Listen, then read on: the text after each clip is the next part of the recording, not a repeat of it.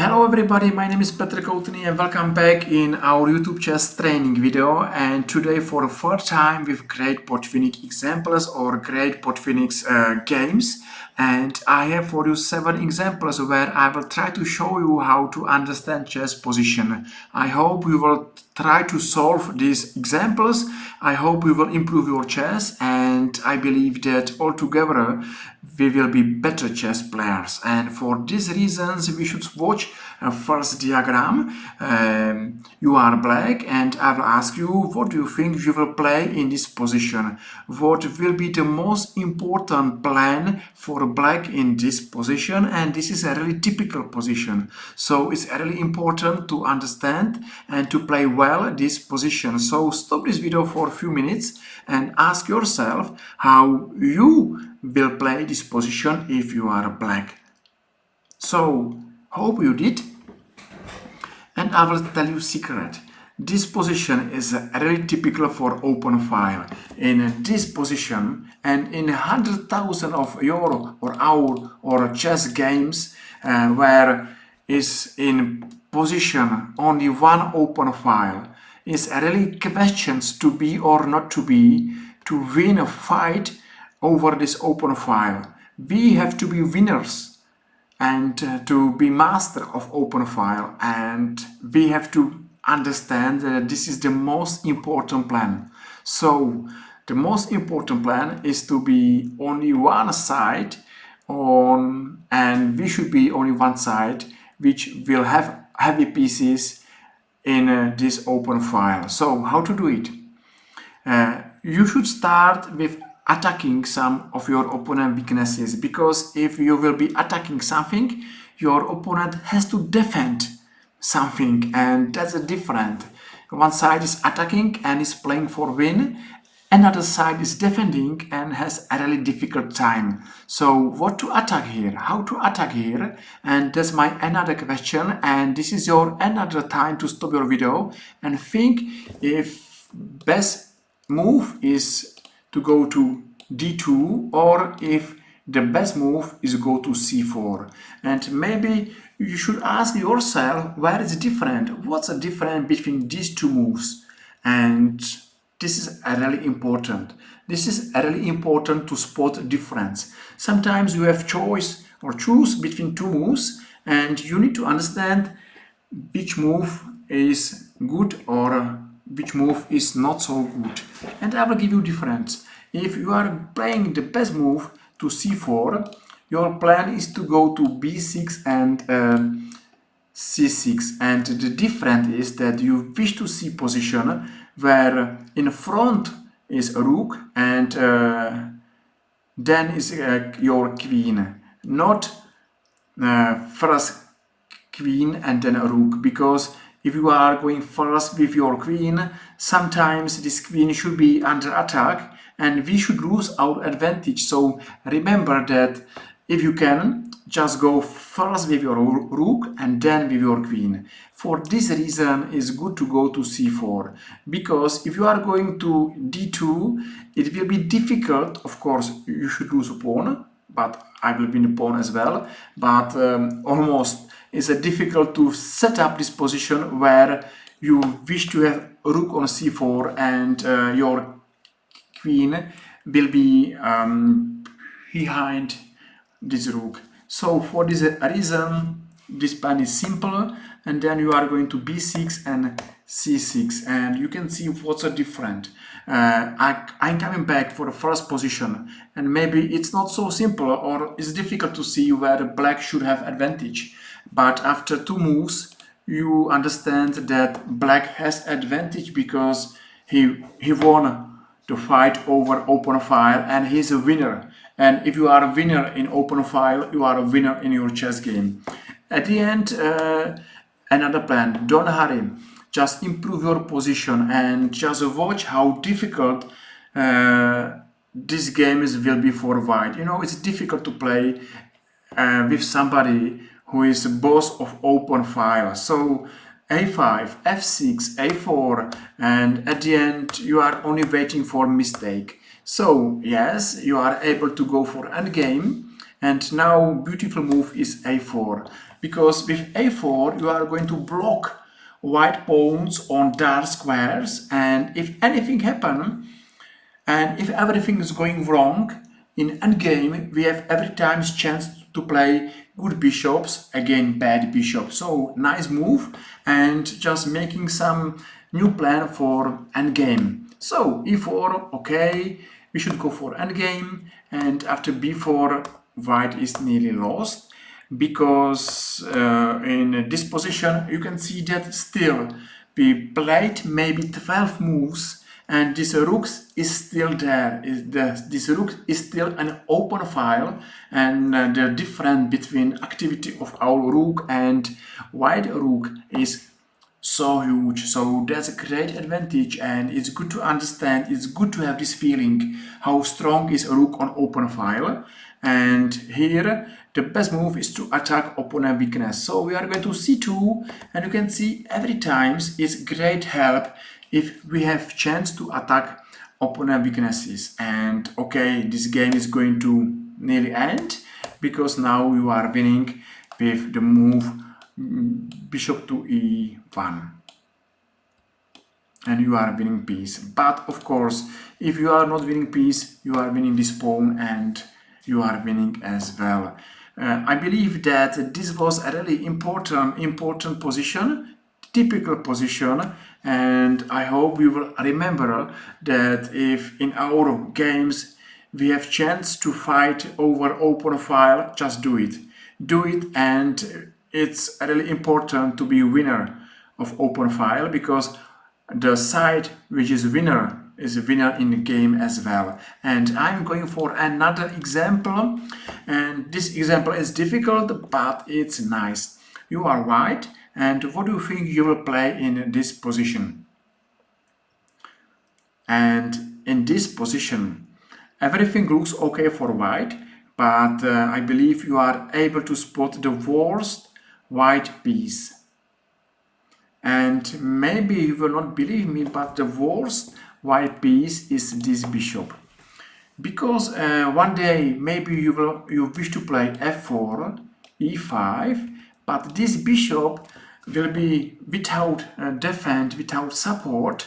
And you know, if this bishop looks only good and is doing nothing, that's not good. Where do you think white has the biggest weakness? I believe that the biggest weakness should be on h7. So the plan, we should go to h1, and this bishop should go to d3 and should attack h7. Of course, you have another plan to go f4, f5, e5, e6, but another plan is to attack h7. So if you will ask yourself what is doing for you bishop on d5, you will tell yourself that maybe it looks good, but that's everything. But we don't need to have nice pieces.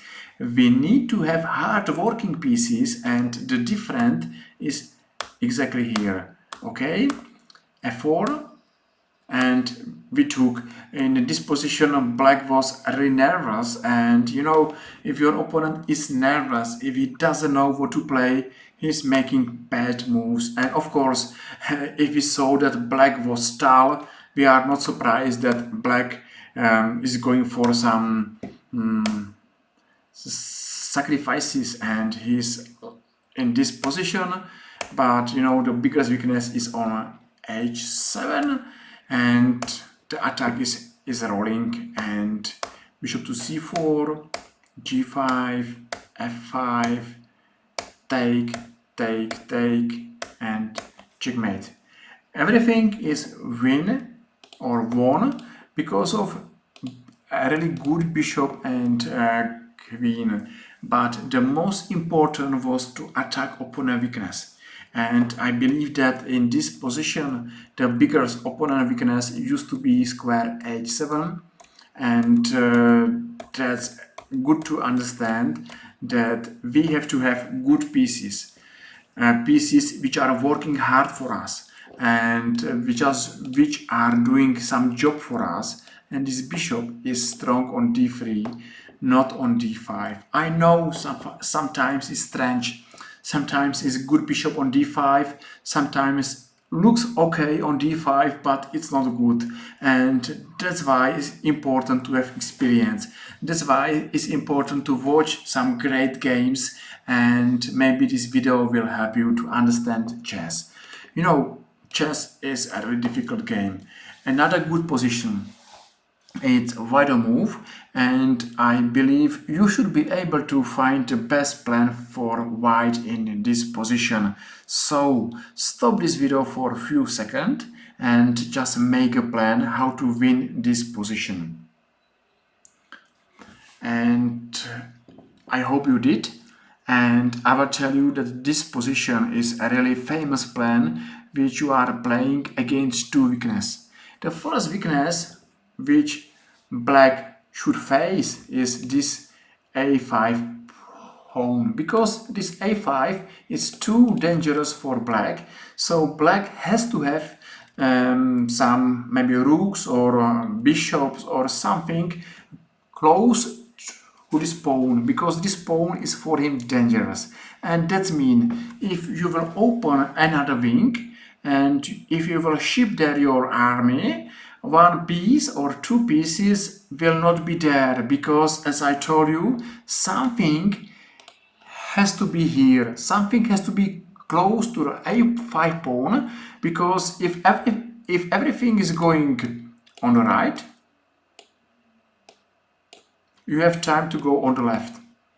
But if everything is going on the left, you have time to go to the right, and that's a funny situation. So you should play on left side, on the right side, but for this reason you have to open second wing. And this is a really important technique and important plan, and I believe you will remember this plan. So if you have a big advantage or your opponent has a big weakness on one side, it's great to open another side and just go there and just watch this game, because even bİkhtİl has no chance to save this game. Okay, h5, e5, and we are going to open everything there, and you can see that there is new weakness. The pawn on h6 is weak, and we have another plan. We have new plan to attack this h6 pawn.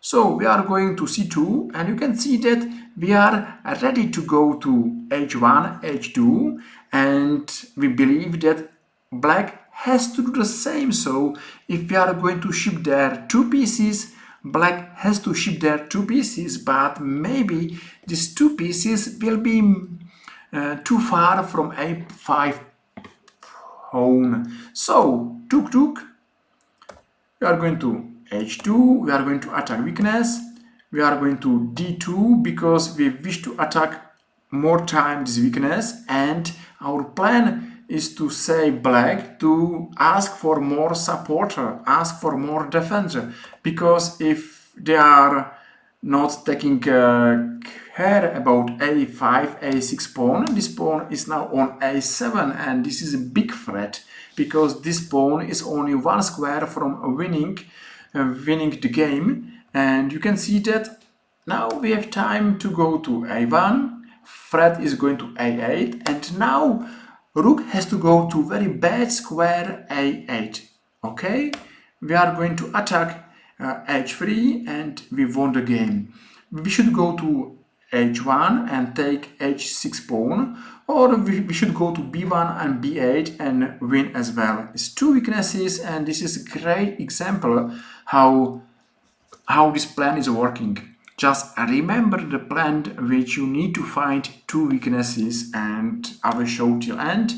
So check, going here, and black resign. Once again, this game looks so simple, but you need to know this plan.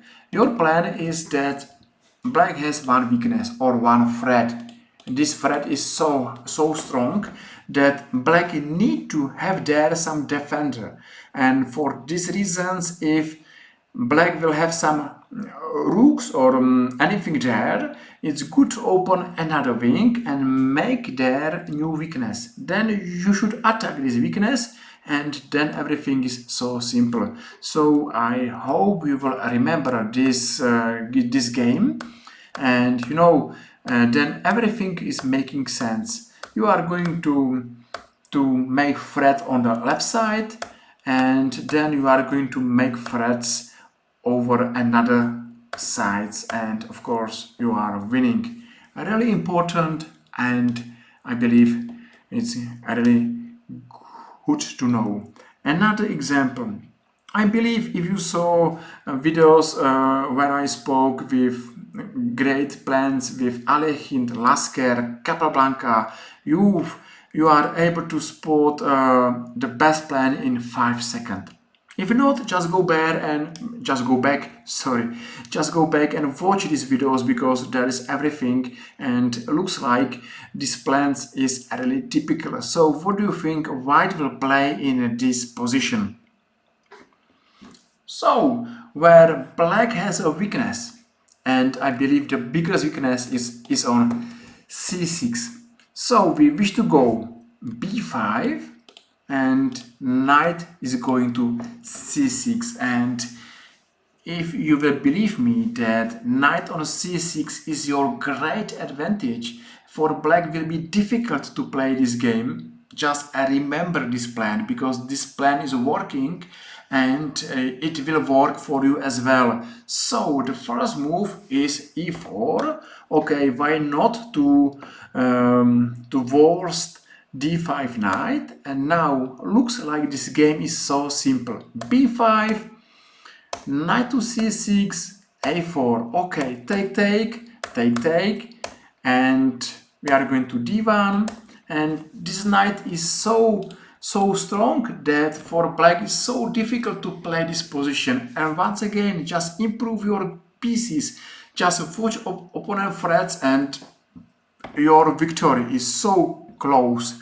and your improvement is just now here. So if you know this plan, you are a really strong player, and the game is nearly at the end. You know, black design somewhere here.